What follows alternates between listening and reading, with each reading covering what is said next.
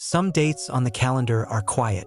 Others seem to hold a strange gravity, a recurring echo of fracture, compromise, and violence. December 6th is one of those days. It's a date that repeatedly asks us, what happens when the rules, the very agreements that hold a society together, break down? Welcome. Hey everyone. History isn't just a list of birthdays and battles. It's often about the cracks in the foundation. Today, we're looking at December 6th, a day that has, more than once, exposed America's deepest contradictions and most tragic failures. We'll look at 4 events from this date. They're not random. They form a disturbing pattern. A failure to protect the innocent, a compromise with evil, an insurrection against the state, and a violent threat against the state's very process. This is a day about promises broken. The 4 fractures. Fracture number 1. The Haun's Mill Massacre, 1838. The failure of protection. On December 6, 1838, the final brutal act of the Missouri Mormon War played out not on a battlefield, but at a settlement called Haun's Mill. The context: Missouri Governor Lilburn Boggs had issued the infamous extermination order against Mormons just 2 months prior, essentially making them outlaws. The event: a Missouri militia unit attacked the settlement. They killed 17 men and boys, mutilating some of the bodies. No militia members were ever prosecuted. The mistake/core failure. This was a catastrophic failure of governance. The state didn't just fail to protect a minority group. Its executive order actively incited violence against them. The mistake was the abandonment of the fundamental social contract, that the state has a monopoly on violence and a duty to protect all its citizens, not just the majority. Fracture number 2. The 13th Amendment ratified, 1865. The poisoned compromise. On December 6, 1865, the 13th Amendment to the Constitution was ratified, abolishing slavery. This is arguably the single most important moral achievement in American history, and it contains one of the Constitution's most tragic mistakes. The triumph: it constitutionally ended chattel slavery. Neither slavery nor involuntary servitude, except as a punishment for crime, shall exist within the United States. The flaw in the foundation, that exception clause, except as a punishment for crime, was the poison pill. It created a legal loophole that allowed a new system of coerced labor to rise from the ashes of the old. After Reconstruction, it was used to justify convict leasing, a brutal system that re-enslaved thousands of Black Americans through targeted laws and sham convictions. The mistake was compromising with the very principle they were trying to extinguish, embedding a tool for systemic oppression into a document of freedom. Fracture number 3. The Georgia Senate runoff and January 6th precursor, 2021.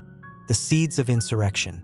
On December 6, 2020, President Donald Trump held a rally in Georgia for the Republican Senate candidates. But the rally wasn't really about the runoff. The context: the Electoral College had voted. States had certified results. Dozens of courts had rejected challenges. The event: at this rally, Trump and his allies forcefully repeated the big lie of a stolen election. He told the crowd, "We will never give up. We will never concede." The mistake: this wasn't just campaign rhetoric. It was the active, public orchestration of a narrative to delegitimize a democratic process. Historians will mark this as a key accelerant. It directly fueled the anger and false belief that led to the violent insurrection at the Capitol exactly 1 month and 1 day later. The mistake was a sitting president knowingly undermining the foundational act of democracy, the peaceful transfer of power for personal political gain. Fracture number 4. The attack on the Tennessee Capitol, 2021. The logic of fracture continues.